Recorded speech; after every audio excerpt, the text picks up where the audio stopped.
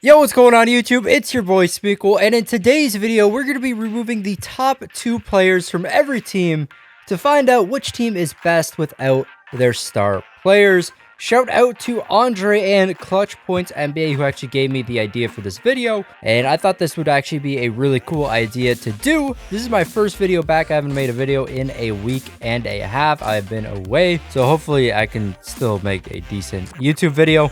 But anyway, starting off here, I'm just going to go over the top 2 players from each team. That way you guys know which players I am removing from the squad. Starting off with the 76ers, we're going to be removing Joel Embiid and Ben Simmons. On the Bucks, we got Giannis and Chris Middleton. It's just going to be the top 2 highest rated overall players on each team. So for the Bulls, we got Zach LaVine and Lauri Markkanen. Cavs, we got Kevin Love and Tristan Thompson. Celtics, Kemba and Tatum. Clippers, Kawhi and Paul George. Grizzlies, Ja and JV. Hawks, we got Trae Young and John Collins. Heat, we got Jimmy and Bam. Hornets, we got Terry Rozier and Devontae Graham. Jazz, we got Donovan Mitchell and Rudy Gobert. Kings, we got De'Aaron Fox and Marvin Bagley. Knicks, we got Robinson and Marcus Morris. Lakers, we got LeBron and AD. Magic, we got Vucevic and Fournier. Mavs, we got Doncic and Porzingis. Nets, we got Durant and Kyrie. I am actually taking off injuries. So if teams have an injured player that is their top player that is currently injured, we're going to uninjure them and then take them off the team yet again, which kind of sucks for them, but that's just how it's going to work. Nuggets, we got Jokic and Jamal. Pacers, we got Oladipo and Brogdon. Pelicans, we got Ingram and Holiday. Pistons, we got Drummond and D Rose. Raptors, we got Siakam and Lowry. Rockets, we got Harden and Westbrook. Spurs, we got Aldridge and DeRozan. Suns, we got Booker and Ayton. Thunder, we got Chris Paul and Steven Adams. Timberwolves, we got Towns and Wiggins. Trailblazers, we got Lillard and Whiteside.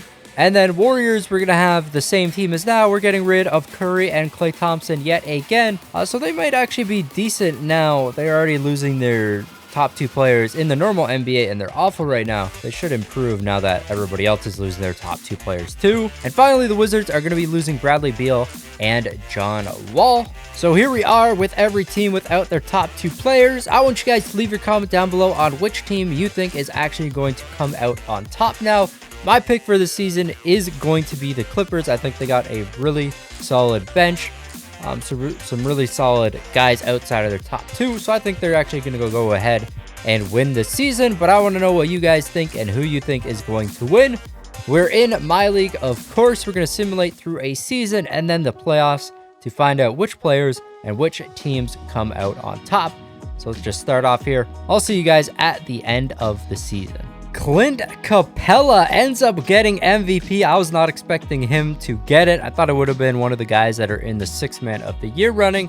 Lou Williams, Montrezl Harrell. But it goes to Clint Capella. 18.6 points, 18.4 rebounds, putting up a crazy double-double there. Rookie of the year is going to go to Zion, averaging 18.8 points per game, 8 rebounds, 4.7 assists. 6th man of the year goes to Bobby Portis. Defensive player is going to be Draymond Green. Most improved is Fred VanVleet. And Doc Rivers of the Clippers is going to get Coach of the Year. So far, my prediction for the Clippers is looking pretty good. We'll have to see how they hold up in the playoffs. Checking out the All-NBA first team, we got D'Angelo Russell and Lonzo Ball for our guards, Zion Williamson and Tobias Harris for the forwards, and Clint Capella as our center. So these guys we usually would not see up here, of course, and pretty much everybody on these All-NBA lists because we got rid of all the star players.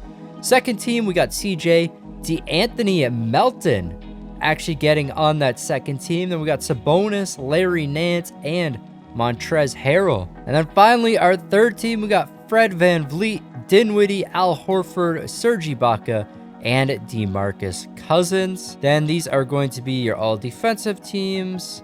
And lastly, the all rookie teams. And of course, we're going to have every rookie but John Morant because he actually was the top player on his team. So he's actually the only rookie that ends up getting deleted. Coming over to our standings in the East, it's going to be the Boston Celtics up on top with 62 wins. And I'm surprised that Brad Stevens didn't get Coach of the Year because they actually had a better record than the Clippers. Raptors are in second. Then we got the 76ers, Pacers, Heat, Hornets, Magic, Pistons, and the Hawks barely not making it. Coming down to the bottom here, we got the Washington Wizards at the bottom. One of the lowest drops out of any team is going to be the Milwaukee Bucks, losing their 2 players. They went from the best team to one of the worst teams in the East. Going over to the West, we got the Clippers up on top. Then we got the Lakers, so still the 2 LA teams up there. Spurs, Rockets, Grizzlies, Pelicans, Mavericks, and Nuggets. Kings barely not making it in. Warriors still not able to make playoffs despite everybody else losing their top 2 players as well. The Jazz doing a lot worse. Right now, they are doing super good in the NBA, but they're one of the worst teams without their 2 best players. And the Trailblazers are actually the worst team in the West, but they actually still have CJ, Yusuf Nurkic, and Carmelo, so I thought they would have actually done pretty good, but it looks like they didn't. Checking out our league leaders, our top scorer is going to be D'Angelo Russell, averaging 24.1. So the points per game are very, very low. We only have 7 players averaging over 20 points per game. We actually have 2 Clippers up on this list as well. Rebounds per game is going to go to Clint Capella with 18.4. He had a very good season. Assists per game goes to Lonzo Ball, the only player with over 10. Ricky Rubio was super close to that 10 mark. Steals per game goes to Fred VanVleet.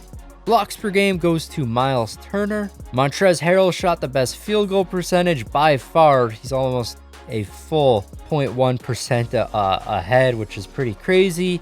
And Duncan Robinson with the best 3-point percentage. And Duncan Robinson was actually the winner of the 3-point contest this year, which was pretty interesting. He had the best 3-point percentage, and he ends up winning the 3-point contest. The dunk contest ended up going to Zion Williamson. And then these are our all-star teams as well. We got Team D'Angelo facing off against Team Tobias for that all-star game, and all our all-star participants right here. But we're going to be hopping into the playoffs now and find out which team is going to come out on top without their 2-star players.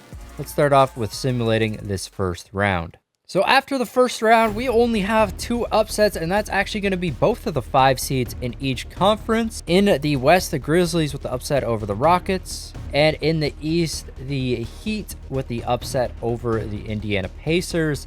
The Celtics with a 4-0 sweep. The Raptors with a 4-0 sweep. We had a close game in Philly. The Clippers had a 4-0 sweep. And then 4-2 victories for everybody else in the West. Let's move on and simulate our second round right here. And in the West, we have the 2 LA teams. Normally, they are the top 2 teams in the West. And they still are the Clippers and the Lakers, both getting victories. The Lakers going to a Game 7 against the Spurs, though. Clippers winning at 4-2. And then over in the East, Celtics and Heat went to a Game 7, but the Celtics end up getting the victory, and the Philadelphia 76ers with a 4-2 victory over the Toronto Raptors. Normally, we see the 76ers in the conference finals, but they're usually facing off against the Bucks. So a little different than normal, but a lot of this are some of the same teams that we would see normally with their star players. Let's see which 2 teams are going to make the NBA Finals. And in both conferences, both of the first seeds with a 3-0 lead right now. Let's see if the Clippers can win it in 4. But the 76ers stay alive here, not getting swept, getting their first game against the Celtics.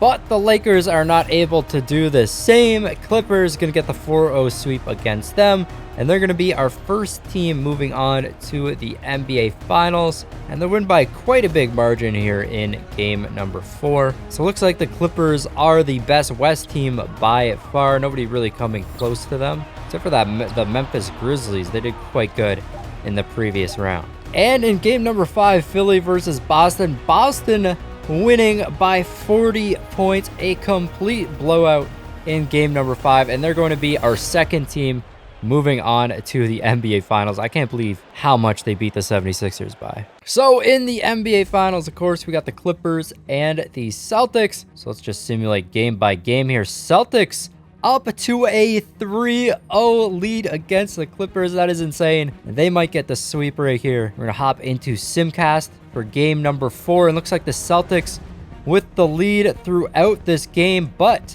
can they keep it for the rest of the game? And it looks like they're going to go ahead and do so. Let's just hop in here for the final 25 seconds. crazy win right here. I was not expecting this to happen. A 4-0 sweep in the NBA Finals. I mean, you guys heard me earlier. I thought the Clippers were going to go ahead and take this. And interesting that they actually got a 4-0 sweep here because they had some other series that were pretty close. Like against the Heat, it went to game number 7. So it would have been interesting if they lost that, if the Heat would have won. But Jaylen Brown going to be our finals MVP right here. He is the highest rated player outside of Kemba and Tatum. So it makes sense why he ended up getting that finals MVP.